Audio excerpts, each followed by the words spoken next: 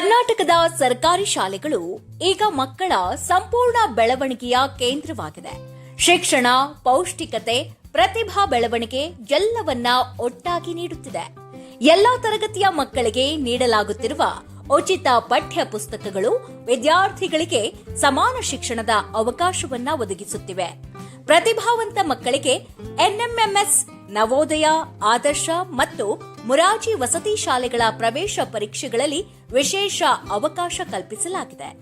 ಕಲಿಕೆಯಲ್ಲಿ ಹಿಂದುಳಿದ ಮಕ್ಕಳಿಗಾಗಿ ಓದು ಕರ್ನಾಟಕ, ಗಣಿತ ಕಲಿಕಾ ಆಂದೋಲನ, ವಿಶೇಷ ತರಗತಿಗಳ ಮೂಲಕ ಸಹಾಯ ಮಾಡಲಾಗಿದೆ. ಪ್ರತಿಭಾ ಕಾರಂಜಿ, ಕಲೋತ್ಸವ ಮತ್ತು ಕ್ರೀಡಾಕೂಟಗಳಲ್ಲಿ ಮಕ್ಕಳು ತಮ್ಮ ಪ್ರತಿಭೆಯನ್ನ ತೋರಲು ಅವಕಾಶ ಪಡೆದು ಸಮಗ್ರ ಬೆಳವಣಿಗೆ ಅನುಭವಿಸುತ್ತಿದ್ದಾರೆ.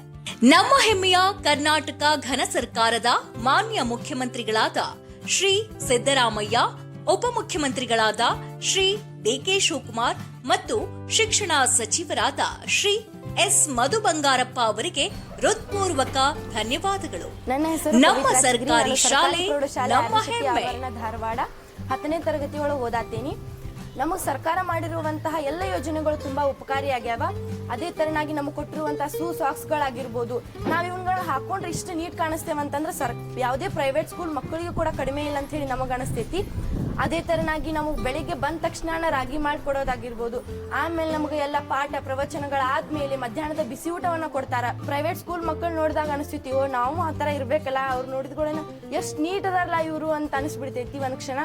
ಆದ್ರೆ ಮೊದಲಿನ ಮಕ್ಕಳು ಆ ಥರ ಅನ್ಕೋತಿದ್ರು ಏನೋ ನನಗೆ ಗೊತ್ತಿಲ್ಲ. ಆದ್ರೆ ಈಗಿನ ಮಕ್ಕಳಿಗೆ ಆ ಒಂದು ಕೊರತೆ ಅನ್ನುವಂಥದ್ದು ಇಲ್ಲ. ಆ ತರನಾಗಿ ನಮ್ಮ ಒಂದು ಸರ್ಕಾರ ನಮ್ಮನ್ನ ನೋಡ್ಕೊಳತೈತಿ. ನಮಗೆ ನೀಡುವಂತಹ ಬಿಸಿ ಊಟ ಪ್ರತಿದಿನನೂ ನಾನಾ ತರದಂತಹ ಒಂದು ಊಟವನ್ನ ನೀಡತಾರ. ಅದರಿಂದ ನಾವು ಈಗ ಬಡತನದ ಮಕ್ಕಳಲ್ಲಿ ಸಾಮಾನ್ಯವಾಗಿ ನೀಡುವಂತಹ ಒಂದು ಕೊರತೆ ಅಂತಂದ್ರೆ ಅಪೌಷ್ಟಿಕತೆ ಜಾಸ್ತಿ ಇರ್ತೈತಿ. ಅದನ್ನ ಮಧ್ಯಾಹ್ನದ ಬಿಸಿ ಊಟವನ್ನ ಮಾಡುವುದರಿಂದ ನಾವು ಹೋಗ್ಲಾಡಿಸಬಹುದು ಅಂತ ಹೇಳ್ಬೋದು. ಮತ್ ಈಗೀಗ ಮೊಟ್ಟೆ ಮತ್ತೆ ಬಾಳೆಹಣ್ಣು ನೀಡತ್ತಾರ. ನಮ್ಗೆ ಯಾವ್ದು ಬೇಕಾದನ್ನ ಆಯ್ಕೆ ಮಾಡ್ಕೊಂಡು ನಾವು ತಿನ್ಬೋದು. ಅದೇ ತರನಾಗಿ ಹಾಲಿಂದನೂ ಕೂಡ ಪೌಷ್ಟಿಕತೆಯನ್ನು ಹೋಗ್ಲಾಡಿಸಬಹುದು. ಮತ್ ಇದೇ ತರನಾಗಿ ಇನ್ನೂ ಹಲವಾರು ಪಠ್ಯ ಪುಸ್ತಕಗಳನ್ನ ಕೊಡೋದಾಗಿರ್ಬೋದು. ಈಗ ನೋಡ್ರಿ, ನಾವು ಅವನ ಹೊರಗೆ ಹೋಗಿ ತಗೊಳಕ್ ಹೋದಿವಿ ಅಂದ್ರೆ ನಮ್ಗೆ ಭಾಳ ದುಬಾರಿ ಆಕೈತಿ. ಅದನ್ನ ನಮ್ಮ ಸರ್ಕಾರ ನಮಗೆ ಫ್ರೀ ಒಳಗೆ ಕೊಡ್ತೈತೆ ಅಂತಂದ್ರೆ ನಮಗದೊಂದು ಹೆಮ್ಮೆ ಅಂತ ಅನಿಸ್ತೈತಿ.